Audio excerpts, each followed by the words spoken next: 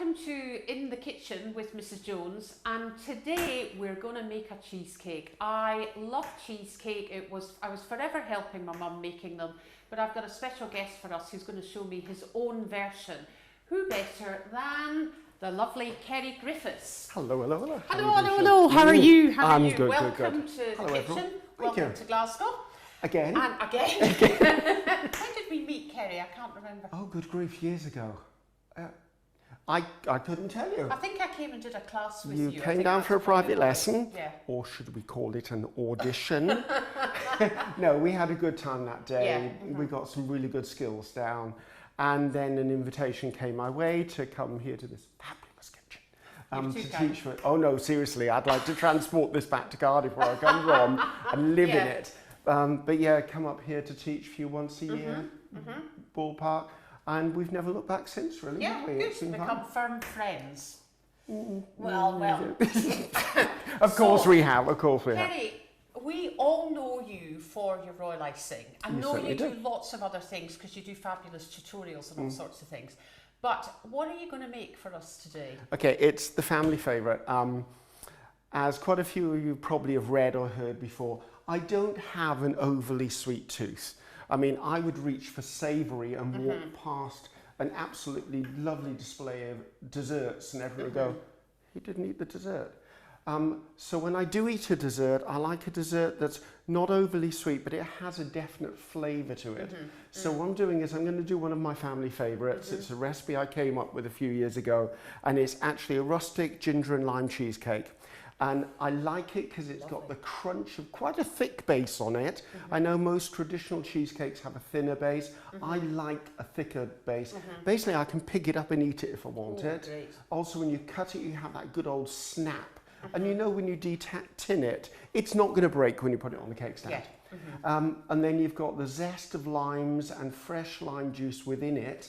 There's no gelatin in it, so if there's anyone out there who doesn't like gelatin, there's no gelatin in it. It's a cold set, so we're not baking. Probably take you about 5 to 10 minutes to make it, and you can usually eat it within an hour because it's in the fridge and it's chilled down. But yeah, it's one of those, the smell of limes always makes my mouth water, and it's just rustic. We make it really easy because it's not supposed to be patisserie level. It's not supposed to be something you'll see in a shop window. It's a good old standard cheesecake. For me, a lot of the time when we work in the cake artistry world, a lot of bakers focus so much on the look of the cake, they forget actually the taste of the cake is the most important thing. At any event, the last thing you do is eat the cake. That's your last memory. So, well, I'm going to remember it when we get to that stage. No, we will I can tell you're a star of stage and screen the way you're jazz hands, darling, jazz hands. Okay, let's get started then, Kerry. Okay, one of the advices I would always give to anyone who's baking or cooking or making bread, anything in the kitchen, is get all of your ingredients into one place. And now we all know I'm a little bit OCD, no joking aside, I am seriously OCD. And I have found that if I have all of my ingredients in one place, then when I weigh them up and I put that ingredient by, at the end of preparing the dough, the mix, the sponge, if there's anything left on my table, I know I've missed it. Because sometimes the phone will go, or someone's got the TV on, or a relative will come in and talk to you, and it's so easy to miss the pinch of salt or the teaspoon of baking powder, and those are the things that will make you fail. Also, I'm a list person, Sheila. I have to have my recipe with me. I know when I do my own tutorials, filming them, that's what I do. And I say to everybody, have everything measured, everything weighed out, because I am notorious for forgetting things. And it's not a sign of weakness that you need to reach for a recipe book. When you actually cook as a chef, because I used to be a chef before I was a baker and confectioner, cooking is more a bit of this, a bit of that, but baking is actually alchemy, it's science. There's a reason why things are a certain weight versus a certain weight because of the interaction of the chemicals. And if you do not weigh, if you do not follow the recipe that someone has actually designed and tried and tested, then you're setting yourself up to fail. And that, I mean, I know your fabulous recipes, you're very particular on all of the ingredients and processes. There's been a bit of a culture over the last few years of, oh, I can turn any recipe into an all-in-one recipe. You can't just bung everything in a machine and turn it uh-huh. on unless the recipe has been created to be an all-in-one recipe. So, So anyway, let me get started. Let's do it. Woohoo! So, now, bag. You will find a lot of cheesecake recipes actually use a biscuit base or a digestive biscuit base. I like ginger. So I will go out and I will get myself some ginger snaps or ginger nut biscuits, whatever you've got in whatever country it is. I like them. They've got a good crunch to them and they add that bit of warmth that ginger adds to baking. Now, we've got 8 ounces or 225 grams. All of this is written on the recipe, which Sheila will tell you how to get to. Yep. So I'm just going to take them straight out and I put them into a plastic bag. Now for me, I've double bagged this because I could break the bag if it's a really thin one. This is the bit where if you're in a really bad mood, go for it. So, but we're having a good time here. I haven't actually been in a bad mood since I arrived. So not that that's normal. Now, if you're someone who has dexterity problems, and I know some of you out there may have, this is quite easily done on a Cuisinart or put it into one of those blenders, you know, for soups and stuff. Food processor Or, and anything like that. Just make sure it's down to a fine crumb. Now, there are lots of things when I'm running a dinner party or something, you can do things in advance. So if you wanted to speed your process up, you could do this a couple of days before, do the paste, have it in the fridge, and then once that's done, all I've got to do is actually make the rest of the cheesecake. So crush it down. I find the finer you can get it, the better. Now, there is one other version of this base I've done in the past where I have used digestive biscuits, but I've used chocolate-covered digestive biscuits. If you use dark chocolate, that bitterness, that flavour comes through. You just have to make sure your biscuits are cold when you crush them, because otherwise you have chocolate all over the place. I know my mum used to sometimes use shortbread. Oh, that's if a we had lovely shortbread, one. and particularly if she froze the shortbread, you know, if we weren't eating it fast enough, which was rare. I was going to say, shortbread doesn't even go cold in my kitchen. She would use the shortbread. The only thing shortbread biscuits, but the only thing I would say about that is it becomes then an overall sweet. And also you have to be careful because it is really, really buttery then. Yeah. I mean, a good shortbread, I mean, you can hardly pick it up because it's crumbly. Yeah, I won't tell my mother you said that because she thinks hers. See, I admire you for doing this. This for me would be in the food processor. No, it's one more thing to wash up. Right. Okay. This bag I can throw away afterwards. So, right, I crush that down, get my bowl back. So, just basically just tip it all into a bowl. All we go, and then right into the bin. So I'm a bit of a neat freak. Yeah. Doesn't that smell gorgeous? Lovely. Now, if you wanted to at this stage, you could sprinkle other things into this. I mean, I do know, and this sounds a bit odd to some people, but you could reach for like rosemary or thyme or something that's got a pungent to it. I can't remember, what's the herb that's got the citrus to it? It's a green leaf. It's completely gone from me. Like lemongrass. Or yes, thank like you. that. That's probably right. You and could. That's growing in the garden. And that's nip out and get some in the rain, Sheila. Not in So, this rain. not in this rain, she says. So, what I've done now is I've prepared this ahead of time. I've got, how much ounces have I got? I've got 4 ounces or 100 grams of butter. Now, I don't use unsalted butter. I use butter with salt in it you need that because I want that balance of Yeah. flavours. Also, don't use a margarine or a soft spread. If you do, the base will never be firm enough for you to pick up. Use a block of butter. I mean, I don't know whether you heard reports. We were all so worried about cholesterol and eating butter and dairy. And now they've turned it all around and go, actually, no, the body will regulate. And I love the flavour of butter. I mean, look at any of the chefs on stage that you see at the shows, like James Martin likes a good handful of butter. And things, The hairy bikers, they've got more butter and cream in there and they've got other ingredients. So I put this in the microwave and it's been in the microwave for about 50 seconds to a minute.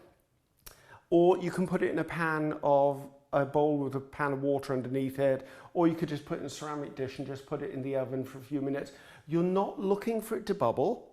You're just looking for it to get to this state where it's just liquid. It doesn't even have to be hot. It just needs to be liquid. So pour that directly over the top of that. That's another thing I like about this recipe. Nothing has to be done quickly. Nothing has to be done in a rush. Yeah, I like baking and I like cooking for the pure relaxation of it. If I'm really feeling stressed, I make bread. Bread cannot be rushed. So for me, bread is all about the process, the smells, the feel. So as you can see, I'm working this through, all the way through. Make sure that you can't see any dry crumb. Now back to our food processor. You could put the food processor on and pour the butter in carefully so it doesn't splash everywhere, and that would give you a good base. So make sure there's no little lumps left in this one. So once it's completely wet, I don't have to move immediately because, excuse me, because this is at room temperature, it's still going to stay slightly soft anyway. So let's put that to one side. Now you do have options.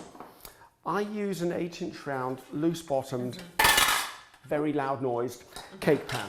Yep. You could do these in little ramekins, so they're individual servings. It depends on what function you want. You could do them in a bar, so it's almost like a loaf tin, and that's very good for serving actually. Quite a good one to do.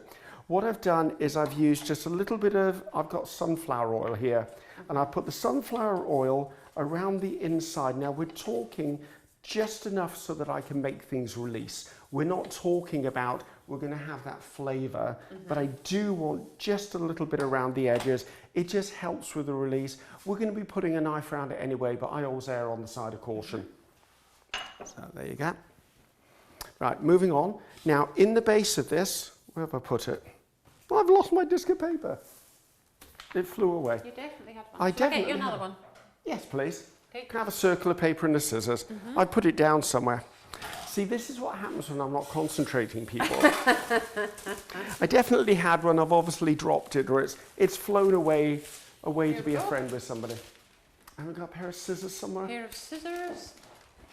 I'm a very good glamorous assistant, or glamourless assistant. Yeah, Sheila just thought she'd be standing here talking. Yeah, that's not going to happen. I can do that for you. That's okay, because the next step I need to do anyway. So I tend to do this. If I've got two of these, I'll sandwich it between it. But if you draw around the tin, you will always find the liner is going to be too big for you. But if you draw around the piece that's on the insert, or cut around it as I'm doing, then you'll have a perfect size. Now, that brings up a slight point for me that's a bit of a pet peeve. A couple of years ago, we changed pencils from lead to graphite, and all of a sudden the cake decorating world thought, oh, they're no longer toxic, we can use pencils. Graphite is not toxic, but it's not really a food item. We have graphite in our body, but if you're going to pick up a pencil and draw on a cake, you've got two problems.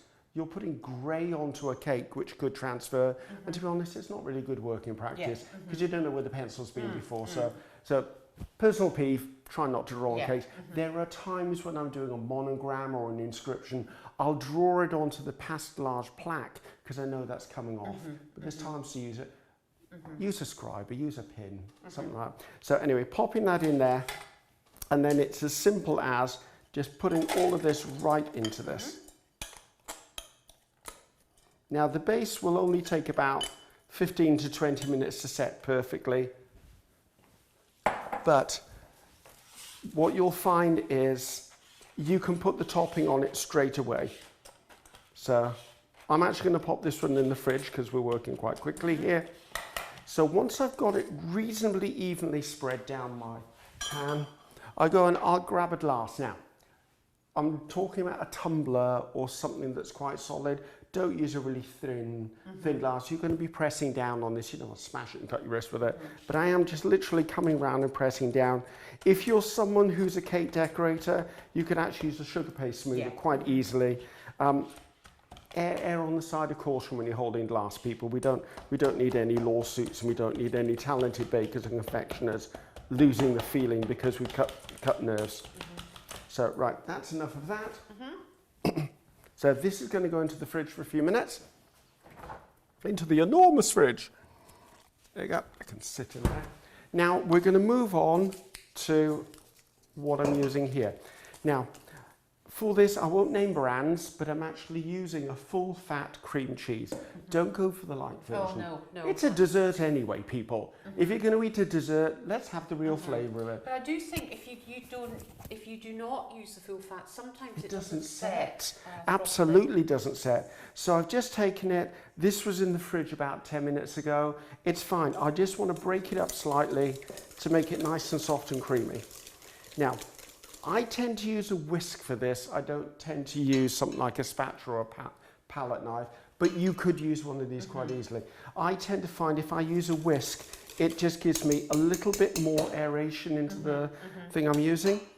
Then I'm going to take condensed milk. This is... Love condensed milk. This is...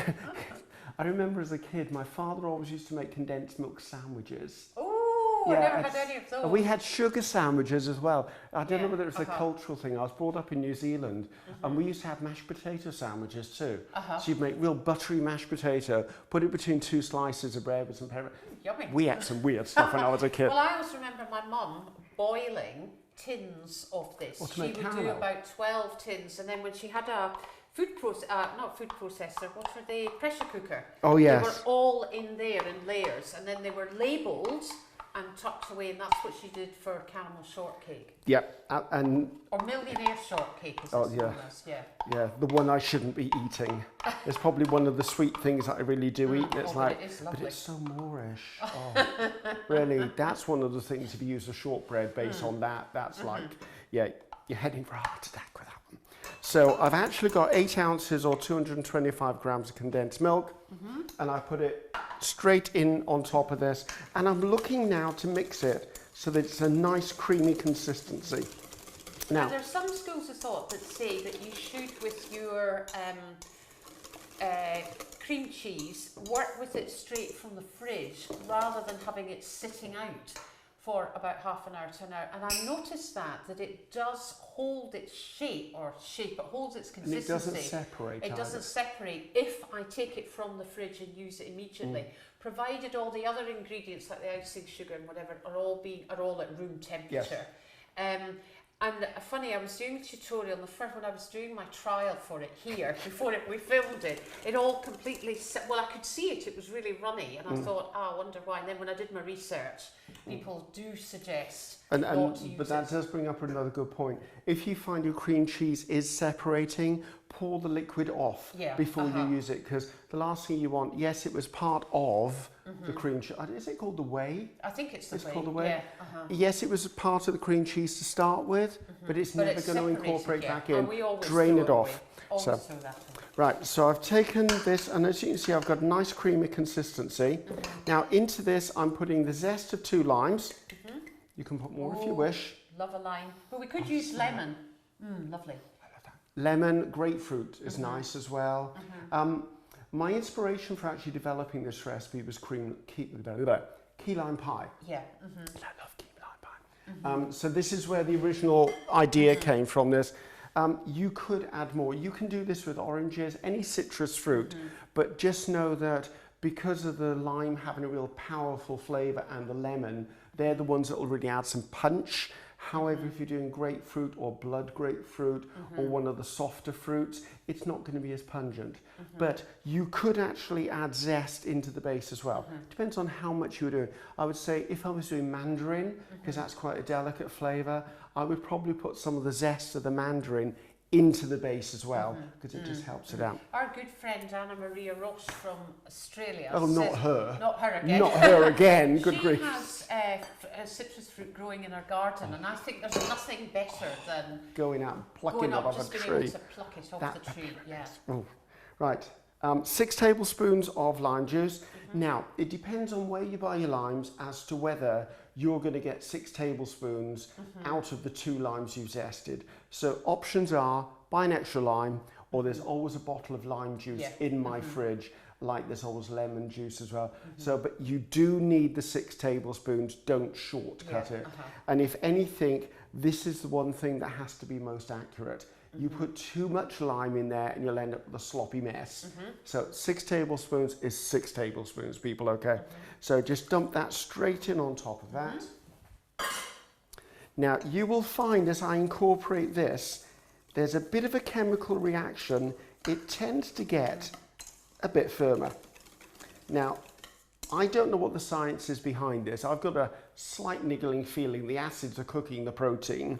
But as you can see, it does change consistency. And this is one of the reasons why you don't need to add gelatin.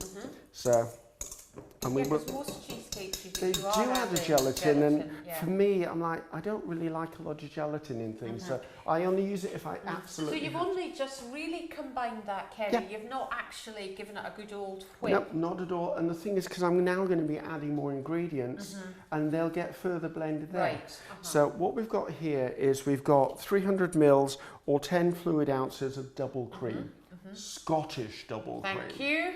The best. She told me to say that. She's proud to be a thistle wearer, is how she'll go. There you go. Now, okay, schoolboy error can happen at this point. You only need half of this in the bowl. This is one of those times you get carried away, you scoop it all in and then wonder why it hasn't worked. It's roughly half of this. So I'm literally coming in and I'm taking half of it. I'm not measuring this. You could, but I'm not going to.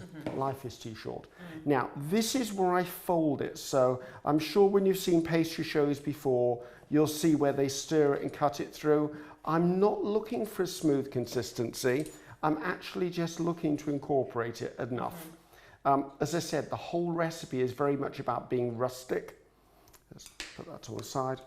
So it's just so that the majority of these lumps are gone. And this is pretty much your cheesecake at this stage. Wow. So let's put this to one side and grab that base I had. So out comes my biscuit base. It actually and looks quite it firm is already. actually already set. It doesn't take long for butter to get back to a chilled temperature. So scoop it all into there. And that Anna Marie will be after the bowl if she's anywhere near me. So, can I have the spoon? Can I have the spoon? Yeah. No, we're going to put it in the dishwasher. So once I've done that, now I'm using things you would have around the house.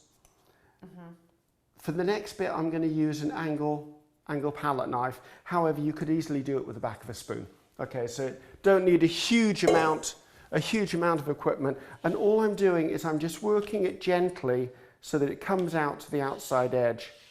And as you can see, we've got a really nice light. Oh, that looks lovely. You're going to want to eat this in a minute, aren't you? So I'm looking for just a nice feel to the top of it. Actually, can you pass me 2 forks, please? Oh, 2 forks. I think we had couple of forks. Oh, here we go. Look, right in front of me. Oh, we're not going to eat it just yet. No. But now, what we're going to do with the last bit of the cream that we've got is we're going to put it on top of the cheesecake. Now, there is no way you're going to put this on here and spread it. You've got a soft, liquidy base underneath. So what I found is, if I take lumps of it and put it on there, and then it's almost like if you do pulled pork, I actually pull the cream apart with the 2 forks. As I said, we want a rustic look for this. If I wanted this to be really beautiful, I'd put the double cream into a piping bag and I'd pipe it, but then that's my nature. So just come in and just tear it apart, and I'll lift this up for you to have a look at in a moment anyway. Just, it's a bit difficult to do and lift at the same point. So it's literally just pulling the cream apart. Yeah, you're not putting any weight on that cream, so it doesn't disappear down. No weight. Also, I don't want to disturb it, and I want just that look, because once we've finished this off, the next stage we're going to be working at is we're going to do some really quick crystallized limes, and those will just be the dressing, or in my the favourite bit of mine, they're the bits I pick off and eat. So let's take that last little bit out of there. Put that by there. As you can see, I'm one of those people, I have to be neat. I panic if everything is actually in a mess. So, right, just that little bit around there. So, as you can see, I've now scattered that around there. We'll be using those later. I've done really, really rustic, because I want really rustic. Right, this is now going in the fridge.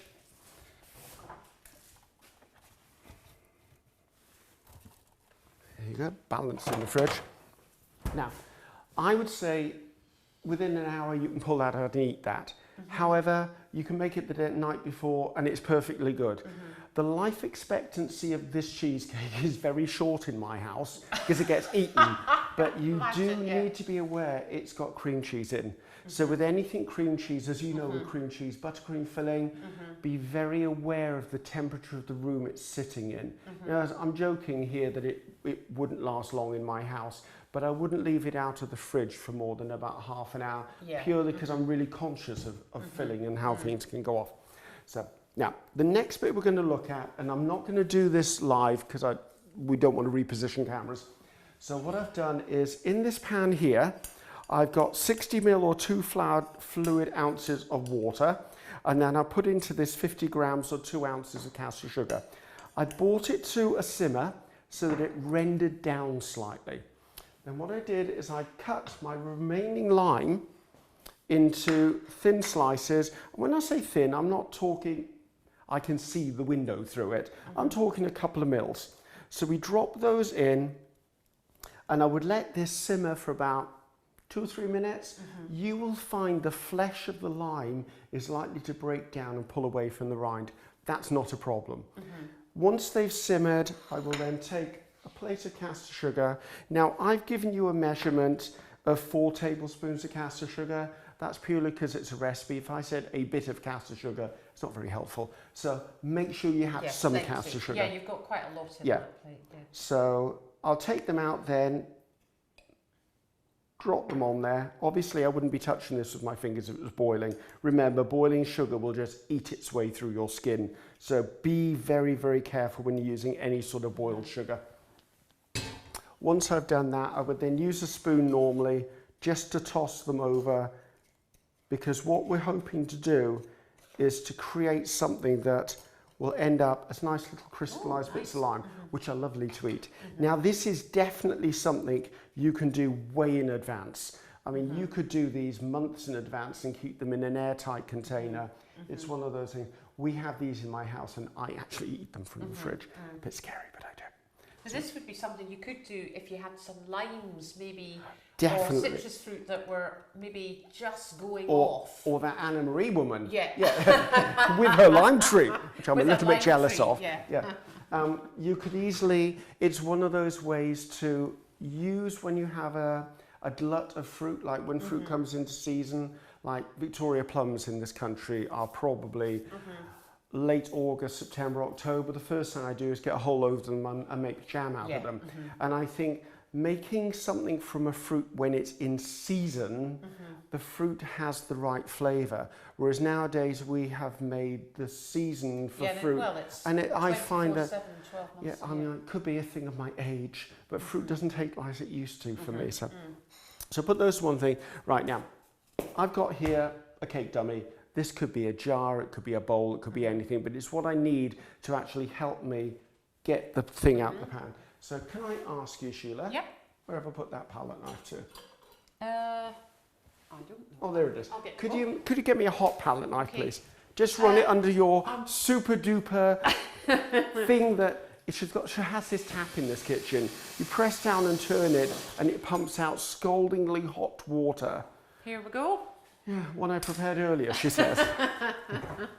So, now, this is a cheesecake I made earlier on today. As you can say, it's the same recipe all the way through, but we do have to have a Blue Peter moment here, or you're going to have to come back in about an hour.